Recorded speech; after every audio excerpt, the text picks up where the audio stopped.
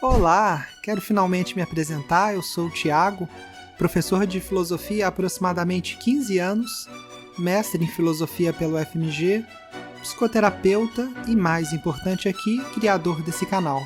Eu resolvi colocar minha voz depois de milhares de pedidos, não, na verdade 2, dos caríssimos Hugo e Rafael, mas a abertura ainda continua com o narrador de A, que eu vou sentir enorme saudade, e segue o episódio. E agora vamos aos signos. Quem é de Leão, atenção. Quem é Virgem, mais foco no amor. Não vamos falar de horóscopo de rádio. Hoje vamos adentrar num tema que há muito tempo foi relegado à pseudociência, mas que na antiguidade era praticada por astrônomos, filósofos e homens e mulheres considerados sábios. A astrologia foi para as antigas tradições uma forma de compreender o universo, o destino e os mistérios da alma. No episódio de hoje, falaremos sobre as origens da astrologia, sua relação com a mitologia, o significado dos signos e uma série de outros assuntos para você não precisar mais ficar com aquela cara de paisagem quando alguém te perguntar sobre o seu mapa astral. Quer saber a sua sorte? Se não curtir e se inscrever, não consigo falar muita coisa boa, viu? Tá, exagerei. Espectadores de todos os signos, a previsão é de um bom episódio. Depois da vinheta.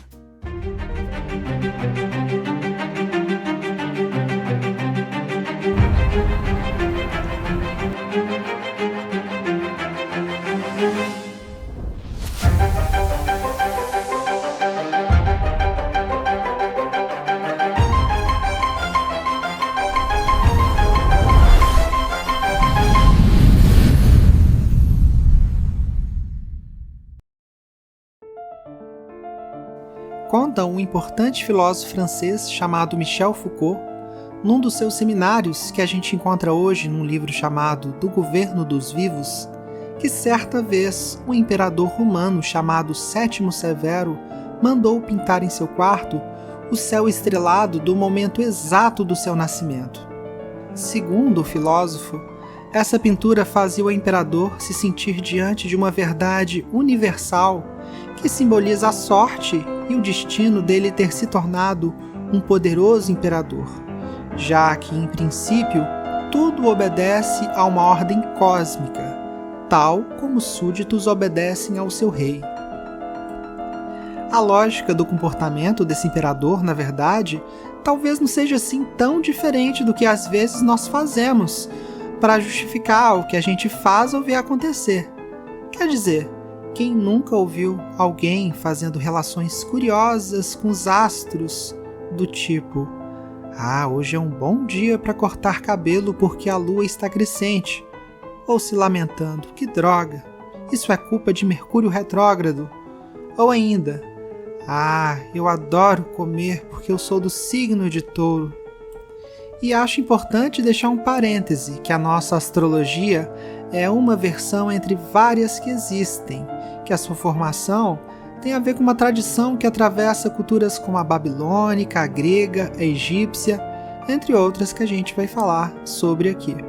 Porque, por exemplo, se a gente vai aos chineses, a gente vai ver que eles têm a sua astrologia própria, com animais diferentes, por exemplo, rato, boi, macaco, porco.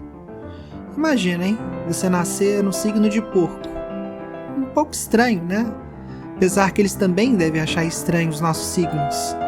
Mas, fecho esse parêntese, voltando à nossa astrologia, que a gente conhece pelos signos de Leão, Escorpião, Aquário, para a gente entendê-la a fundo, é essencial conhecer a história do seu nascimento.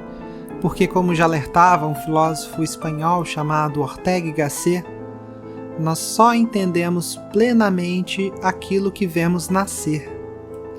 Para entender bem, então, a astrologia, eu vou sugerir da gente voltar até as suas raízes mais antigas, lá na região da Mesopotâmia e principalmente na Babilônia. E é desses lugares, então, que a gente vai começar a nossa jornada.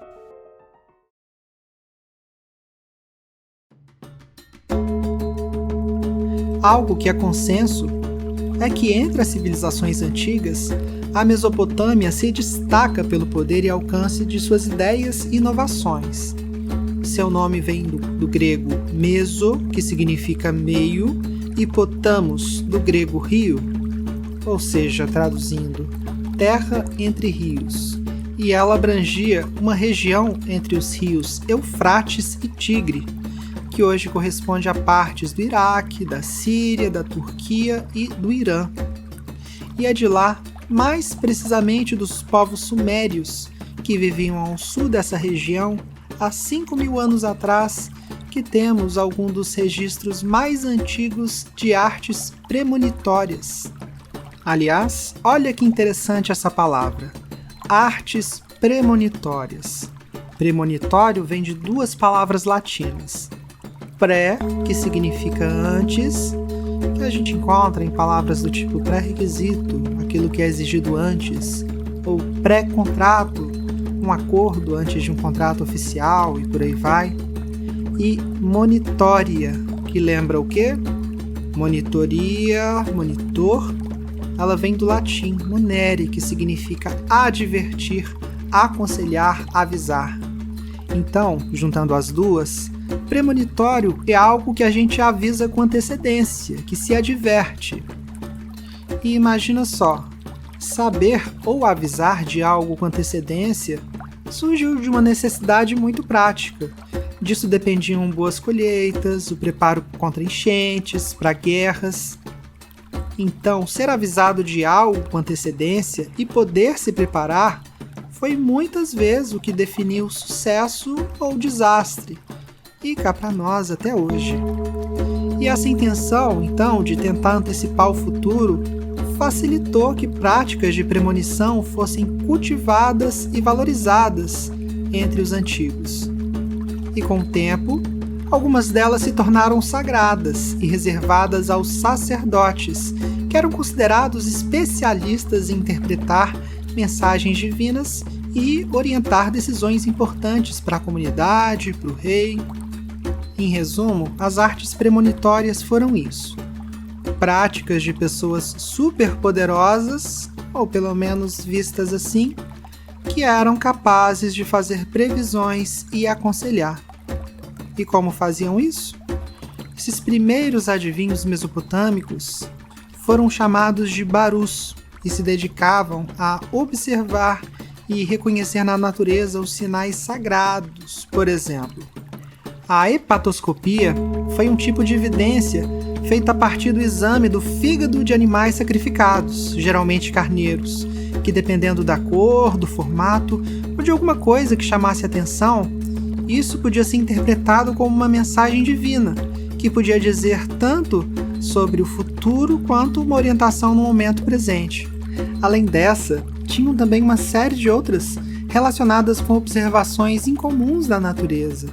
A mudança da cor de um rio, voo de pássaros, tempestades fora de época e, finalmente, os próprios astros, eclipses e outros fenômenos celestes foram também percebidos como portadores de sinais. Quer dizer, até mais do que isso, pois eles eram também muitas vezes considerados manifestações dos próprios deuses. Ou seja, antes da astrologia, o céu, além de todos os simbolismos que ele vai ter em toda a cultura, ele também foi relacionado com práticas que respondiam a essas necessidades humanas de querer lidar melhor com aquilo que é imprevisível, que é caótico.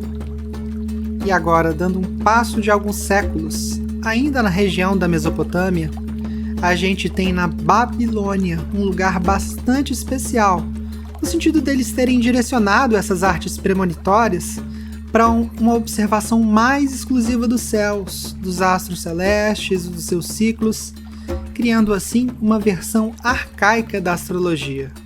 A Babilônia foi uma cidade-estado importante na Mesopotâmia, que em certos períodos se tornou um grande império com influência política, cultural e religiosa. O momento histórico da Babilônia que dá sequência para a nossa história é, na verdade, a do primeiro império, chamado também de Império Babilônico Antigo, que surgiu como desdobramento de várias culturas, mais diretamente de povos que viviam ali na região da Mesopotâmia. Assim, no primeiro Império Babilônico, sobretudo entre os séculos 19 e 16, a prática de observação e interpretação dos astros se tornou um saber importante, com registros detalhados e uso político deles, ou seja, se tornou uma ferramenta com status de poder, tanto no sentido do conhecimento como de uma certa tecnologia. Foi na Babilônia, então, que a observação do céu evoluiu para um estudo estruturado, realizado por estudiosos, que chegaram a reunir milhares de presságios astrológicos, que inclusive eram enviados regularmente ao rei. Entre os vestígios dessa comunidade astrológica que chegaram até nós, temos o Enuma Anu Enlil, certamente como seu principal exemplar. O Enuma Anu Enlil foi na Babilônia uma espécie de diário oficial de astrologia que alcançou o número de pelo menos 70 tabuletas, que eram de argila, escritas em cuneiforme, que nós temos acesso graças a escavações arqueológicas que aconteceram a partir do final do século XIX. Nelas, a gente encontra os chamados homens. Homem não no sentido de pessoas do gênero masculino, mas do latim, homem significa presságio, sinal, augúrio. Essas ou esses homens foram, então, no Enuma Anu Enlil, um compilado de presságios em forma de tabelas astrológicas, com movimentos planetários detalhados, registros de outros fenômenos celestes e, principalmente, de seus supostos significados, quase sempre a partir da seguinte fórmula: se X acontece no céu, então Y acontece na Terra. Vamos conferir um exemplo real que a gente encontra no Enuma. Se um eclipse lunar começa no lado ocidental e termina no lado oriental, o rei inimigo morrerá. Além disso, desde a Babilônia pelo menos, já temos o registro de muitos astros serem relacionados com divindades. Exemplo, Shamash com Sol, Sin com a Lua, Ishtar com Vênus e assim por diante. E essa correspondência entre deuses e astros vai oferecer, na verdade, uma forma mitológica que tanto a astrologia quanto a astronomia ocidental vão herdar de alguma forma. Inclusive, na astrologia, assim como para esses povos, os planetas não são apenas corpos materiais que vagam no espaço, mas símbolos de aspectos da vida e seres sagrados, que são como pontos importantes de uma enorme teia cósmica que atravessa a tudo e a todos. Para a gente ilustrar como os mitos ainda se encontram vivos em nossa cultura, podemos observar, por exemplo, os nomes que damos para os planetas e os corpos celestes. Iniciando pelos planetas mais distantes do Sol, temos Plutão. Hoje considerado como planeta anão, ele foi descoberto no início do século XX, quando foi considerado o 9º planeta do Sistema Solar, até que em 2006 ele foi rebaixado, digamos assim, para planeta anão. De toda forma, o nome Plutão foi dado a ele em referência ao deus grego Hades, que em latim é Plutão mesmo, senhor do submundo e das riquezas subterrâneas. Para facilitar, a partir de agora, eu vou usar os nomes gregos quando eu estiver falando sobre os deuses da mitologia. Voltando, é interessante notar também que a principal lua de Plutão se chama Caronte. Sim, aquele mesmo, o barqueiro encarregado de transportar os mortos através do rio Estige até o submundo de Hades, o mundo dos mortos na mitologia grega. Curiosamente, Plutão e Caronte formam um sistema quase binário, já que Caronte é grande em relação a Plutão e os dois giram em torno de um ponto comum, o que, de uma maneira poética, reforça ainda mais uma ideia de parceria inseparável que vemos também na mitologia entre Hades e Caronte. E fora Caronte, Plutão também tem outras luas menores, como Nix, Hidra, Cérbero, Estige, todos nomes da mitologia e ligados de alguma forma a Hades. Na sequência, temos Netuno. Descoberto em 1846, Esse planeta de tonalidade azul esverdeada foi batizado com o nome do deus dos mares, Netuno, em grego, Poseidon. A cor, a gente pode dizer que lembra a profundidade oceânica, ou de alguma forma remete, e também o aspecto líquido de suas nuvens. Podem se parecer de alguma forma com o movimento das ondas marítimas, que reflete também, poeticamente, o caráter mutável e imprevisível do deus Poseidon. Seguindo, temos Urano, que era invisível aos antigos e, por conta disso, só foi identificado no final do século XVIII.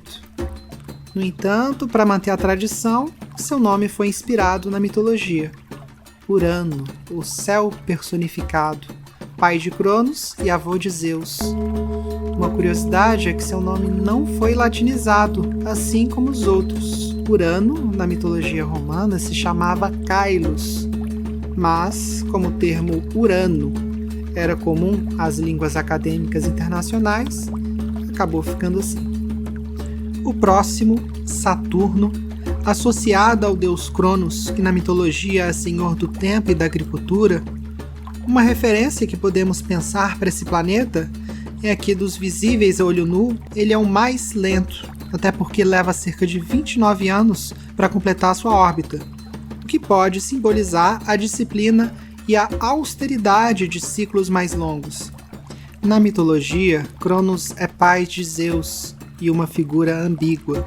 Por um lado, representa a abundância das colheitas, mas por outro, a inevitável passagem do tempo que consome tudo.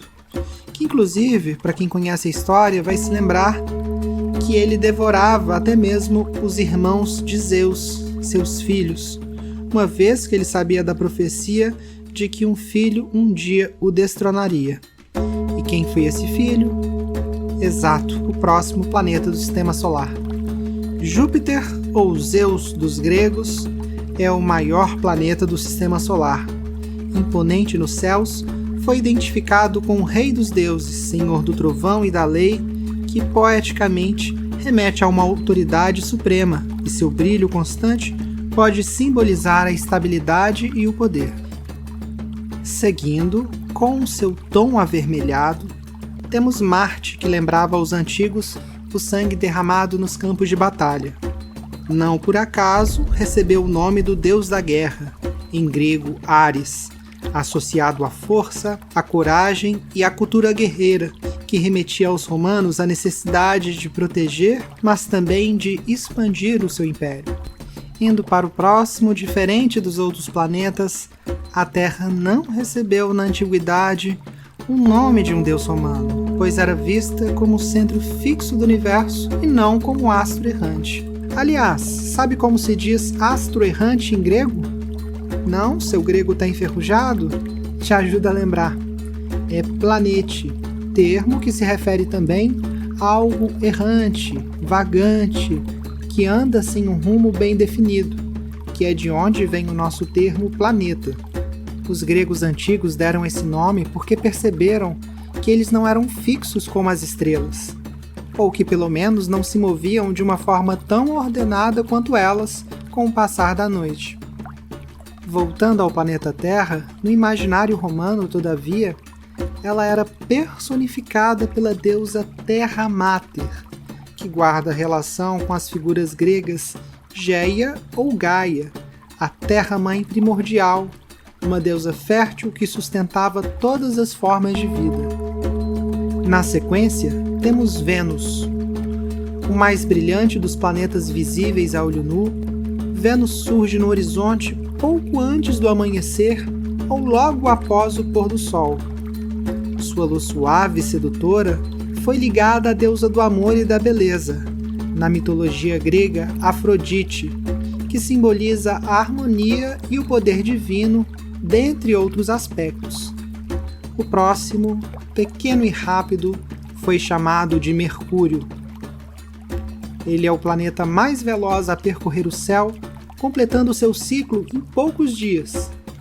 Essa agilidade acabou inspirando a sua associação com o deus mensageiro, Hermes, protetor dos viajantes, dos comerciantes e dos trapaceiros. Por muito tempo, E até hoje, para alguns supersticiosos, o seu movimento retrógrado, quando ele parece voltar para trás no céu, foi mal compreendido e associado à má sorte. Na verdade, para explicar da forma mais simples possível, se trata de uma espécie de ilusão de ótica, muito similar ao que acontece quando você está num carro mais rápido e ultrapassa um carro mais lento. Te dá a impressão desse outro carro estar indo para trás. Já percebeu algo do tipo? E por fim, não poderíamos deixar de lado o principal signo da astrologia, o Sol. Sabia disso? Sabe esse signo que disseram que é o seu? Touro, Aquário, Capricórnio, etc. Ele na verdade é o seu signo solar, que é apenas um dos signos que você tem. Apesar de ele ser de certa forma o principal, mas a astrologia traz que nós temos vários outros signos. Voltando ao Sol e com relação à mitologia, podemos dizer que ele guarda referência com um deus romano chamado Sol. Sim, Sol é nome de um deus. Não ouviu falar?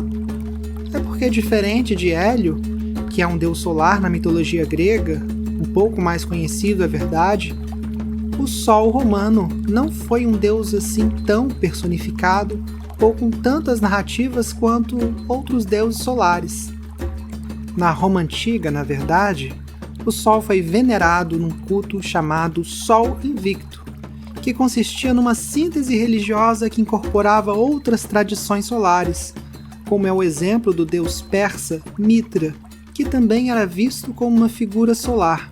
O Sol Invicto chegou inclusive a ser promovido oficialmente por imperadores romanos no século III, ganhando até um feriado dedicado a ele, adivinha a data? 25 de dezembro, que mais tarde teve seu simbolismo capturado pelo Natal cristão.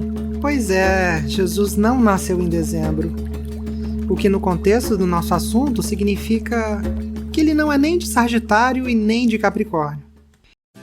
E no próximo episódio falaremos sobre a influência da matemática egípcia, que possibilitou uma importante evolução na astrologia, dentre elas, do aparecimento dos signos, do horóscopo, dos mapas astrais individuais, e veremos também como os magos, sim, os verdadeiros magos na história, e a influência persa agiram de forma a espalhar a astrologia para várias outras regiões, além de trazer para ela novos elementos.